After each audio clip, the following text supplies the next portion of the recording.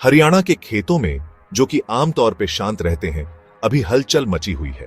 किसान और बीज बेचने वाले हरियाणा सीड अमेंडमेंट एक्ट 2025 को लेकर सरकार से भिड़ गए हैं। ये नया कानून, जो कि नकली बीजों की बिक्री रोकने के लिए लाया गया है, उन लोगों के लिए ही मुसीबत बन गया है जिनको ये बचाना चाहता था।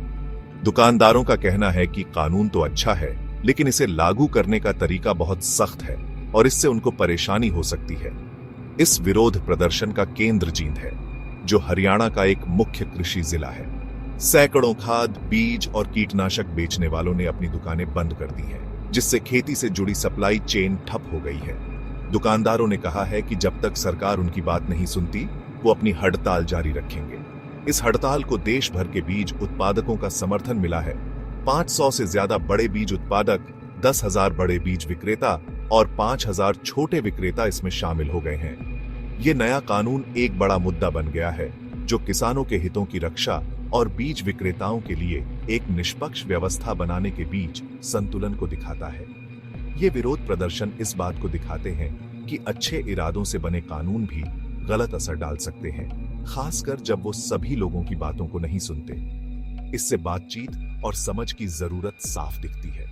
सरकार को विरोध करने वालों से बात करनी चाहिए और ऐसा हल निकालना चाहिए जो उनकी चिंताओं को दूर करे और कानून के असली मकसद, किसानों को नकली बीजों से बचाने, को भी पूरा करे। हरियाणा सीड अमेंडमेंट एक्ट 2025 ने बहुत बड़ा विवाद खड़ा कर दिया है।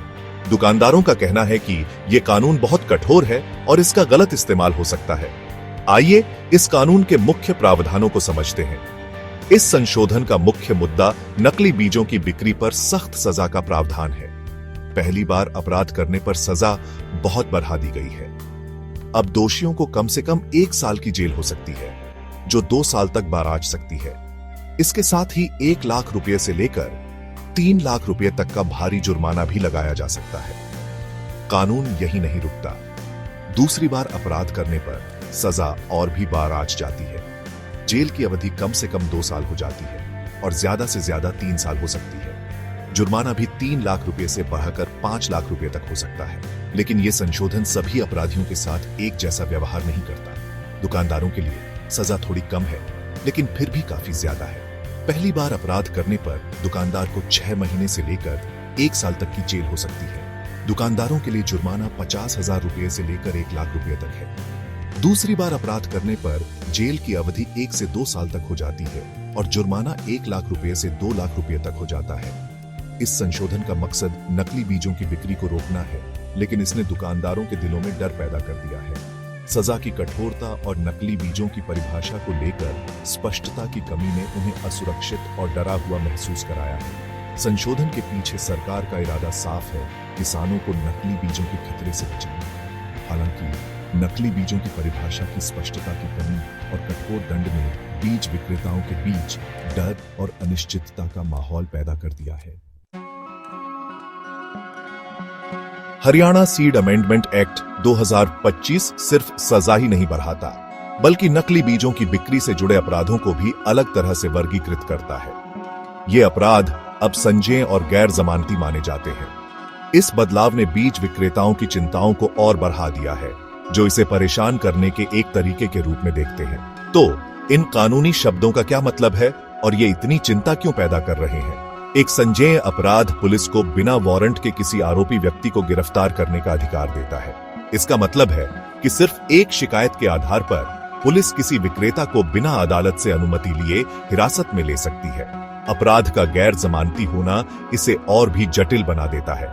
इसका मतलब है कि गिरफ्तार होने पर भी आरोपी विक्रेता पुलिस स्टेशन में जमानत राशि देकर तुरंत रिहाई हासिल नहीं कर सकता। जमानत देने या न देने का फैसला पूरी तरह से अदालत पर निर्भर करता है। यह प्रक्रिया लंबी और कठिन हो सकती है और अक्सर आरोपी को काफी समय हिरासत में बिताना पड़ता है।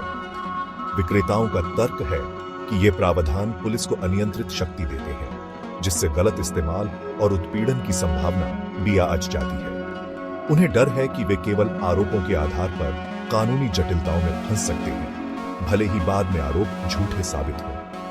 इन अपराधों को संज्ञेय और गैर जमानती के रूप में वर्गीकृत करने का बीज विक्रेताओं ने कड़ा विरोध किया है। वे इसे अपनी आजादी और आजीविका पर सीधा हमला मानते हैं। कानून के आलोचकों का तर्क है कि यह डर और अविश्वास का माहौल पैदा करता है, जहां विक्रेताओं को निर्दोष साबित होने तक दोषी माना जाता है। भाग 4, विक्रेताओं की दुर्दशा, मांगें, चिंताएं और उत्पीड़न का डर।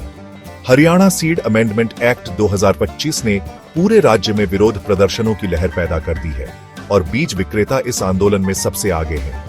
उनकी मांगें साफ हैं, वे नए कानून के उन प्रावधानों से सुरक्षा चाहते हैं जिन्हें वे अन्यायपूर्ण और कठोर मानते हैं। उनकी मुख्य मांगों में से एक है इस अधिनियम को पूरी तरह से रद्द करना। उनका मानना है कि यह कानून मूल रूप से खराब है और इसका दुरुपयोग हो सकता है, जिससे उनकी आजीविका खतरे में पड़ सकती है। एक विकल्प के रूप में वे ऐसे संशोधनों के लिए तैयार हैं जो उनकी चिंताओं को दूर करे और उन्हें सुरक्षा प्रदान करे। विक्रेता अपराधों के संज्ञेय और गैर जमानती प्रकृति के बारे में विशेष रूप से चिंतित हैं। उनका तर्क है कि यह प्रावधान पुलिस को बहुत अधिक शक्ति देता है, जिससे वे उत्पीड़न और जबरन वसूली का शिकार हो सकते हैं। उनकी मांग सरल है, इस वर्गीकरण को हटाया जाए, यह सुनिश्चित किया जाए कि उनके खिलाफ कोई भी कार्रवाई उचित प्रक्रिया और निष्पक्ष जांच के बाद ही की जाए।